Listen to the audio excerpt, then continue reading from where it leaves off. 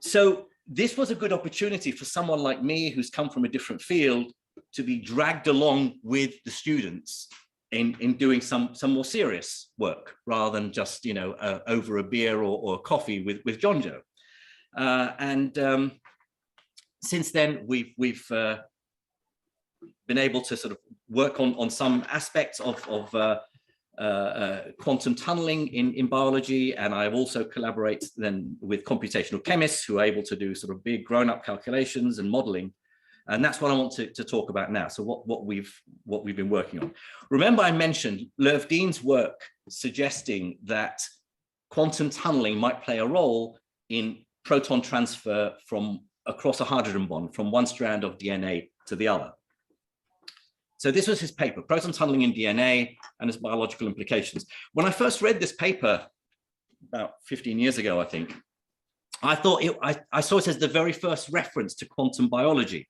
He talks about electronic and protonic structure of biologically interesting molecules and systems has to be treated by quantum chemistry. This has led to the opening of a new field, which has been called submolecular biology or quantum biology. I wasn't aware of the work of people like Pascal Jordan going back to the early 1930s, where he also uses the phrase quantum biology. But I also mentioned that Löwdeen's paper in 1963 didn't have any sort of calculation. He has some vague diagrams in it suggesting how this mechanism might take place, but no serious calculations. But the idea is this. So the strands of DNA wrapped around each other, the rungs of the ladder holding them together are hydrogen bonds. If we zoom in, particularly looking at saying, so genetics 101, adenine and thymine always bond together, guanine and cytosine always bond together. If A bonds to C or something else, then that's a mismatch, and that can lead to a mutation. And so you can see these nucleotides are held together by these hydrogen bonds, protons. They're basically joining an oxygen and a nitrogen atom, for example. And the idea is that, for example, between T and A, it's a double hydrogen bond. So two protons, and one sits closer to one nucleotide, the other sits closer to the other. There's this probability, which we need to look at, that suggests they could jump across. Whether one jumps across and the other follows, or they do so simultaneously, was something that needed to be looked at. But this jumping across, it's unequal. They're not sitting in symmetric double well potential. Each one is much prefers to stay in a particular state on a particular site. They do jump across. That takes these nucleotides to what's called their tautomeric form, which are very unstable. The question is, how unstable, how likely is it at any given moment, if you take a snapshot, that you would find these protons on the other side, and how do they get across?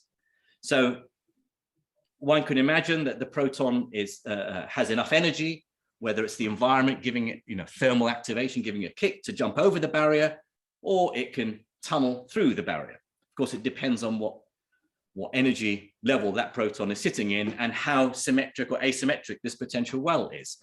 So this is what we set out to do more carefully. So this is an animation produced by one of our PhD students, Max Winoken, that shows how, in fact, what he was looking at here is the double strand entering what's this structure called the helicase, where the two strands are unzipped. As it's entering, these protons can be jumping from one side to the other. The question was, how likely is it that those protons will be in the wrong site as those two strands separate? So you can imagine this potential well, the barrier getting wider and wider. And if you've got the protons on the wrong site, they're trapped there. You see, on the other end of this mechanism, each individual strand is then, a copy is made of it. And that's in the process of replication. If that proton's in the wrong place, then A won't bind with T anymore. C won't bind with G anymore. And that could lead to a mutation. we realized that in order to make any progress in understanding quantum effects inside living systems, we would have to treat the process, the dynamics of the proton as being part of an open quantum system. Namely, action of the environment will have to play a role. But turned out there were two stages to what we had to do. First of all, we had to work out what was the potential energy surface that this proton was feeling. And that's where the chemists come in and computational chemistry work. There's a vibrant group at Surrey who use all sorts of molecular dynamics techniques and density functional theory and so on to map the potential energy surface. Once you have that, stage two is to say, right, I've got a potential energy surface. I now rewind the clock, start again, and treat this proton as a quantum system that is not isolated from its environment. It's feeling this potential, but it's also feeling the influence of the surrounding water molecules that are thermally agitating it or causing dissipation and decoherence. Well, a paper that we published last year, led by who was then a PhD student, Louis Slocum, looked at both types of the pairs of nucleotides, C and G and A and T.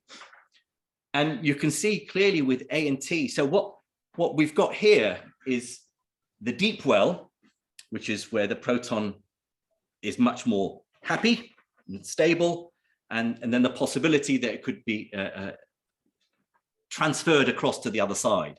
But with A and T, there's not much of a well there. It's very unlikely that that proton will survive there for very long at all, and it'll just roll back again. But with C and G, there is, on the tautomeric side, there is a dip, a well, where even though this is a very asymmetric double potential well, there is a chance that the proton could exist in there.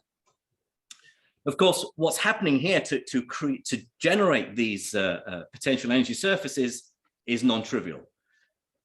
Using something like density functional theory, one has to take into account many atoms in each of these nucleotides in the molecules, and those atoms undergo reorientation. And so with the protons jumping across, they will change their position. You have to take that into account to map an accurate potential energy surface. Once you have this, in the ideal world, you'd have the proton dynamics taking place at the same time. So it's all in one stage, one process. But we're breaking it up in two. We're having the proton go across from one side to the other to give us a static potential energy surface. Then we rewind the clock, stick a proton wherever, and allow it to evolve. Thinking of it as an open quantum system. Okay. Yeah, absolutely. Are those plots theoretical or empirical? These are theoretical plots. Okay. Yeah, absolutely.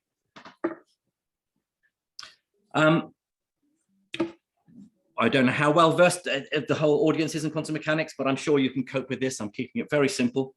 If we think about an isolated quantum system, of course, we use the Schrödinger equation. But once you have an open quantum system, we go from talking about a wave function to talking about a density matrix or a density operator.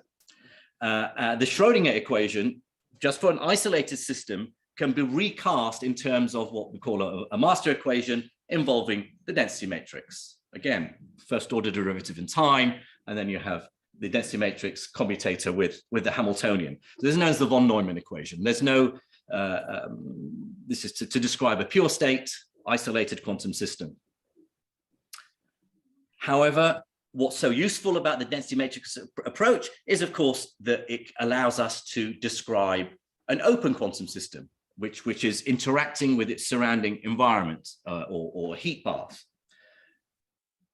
There are lots of different approaches to doing that. There's the approach due to Lindblad. There are others. We start off with the model developed by Caldera and Tony Leggett back in the early 80s, very highly cited paper for people working in open quantum systems. Essentially, you have your system of interest surrounded by a heat bath of harmonic oscillators, and each of those will have a Hamiltonian associated with it, and then you have an interaction Hamiltonian between the system and bath. And that allows us to develop a more extended master equation than the one I showed on the last slide, which is just d rho by dt and then the commutator, but with additional terms. So you have the first term on the right-hand side is what's called the von Neumann term. That's just the commutator. That's unitary dynamics for an isolated quantum system. Then you have two additional terms for dissipation and thermal noise and decoherence. And to get to this model, various assumptions and approximations are made.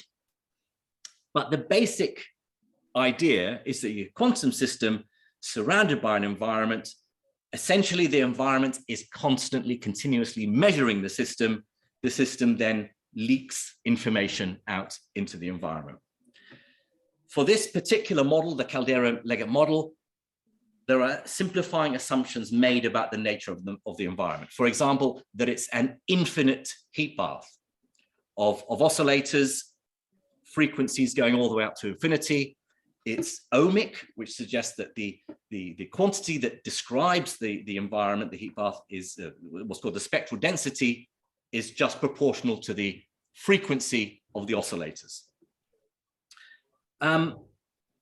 Also, because the environment is seen to be infinite in extent, then this is a Markovian system, which essentially means the environment has no memory of the system. That information leaks out and is lost in an infinite bath and never to be retrieved.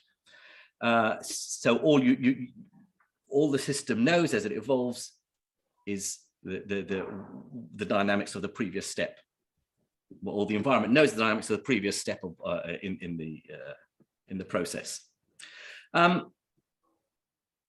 This model was then used to describe the proton in that double well potential, describing the hydrogen bonds between these nucleotides.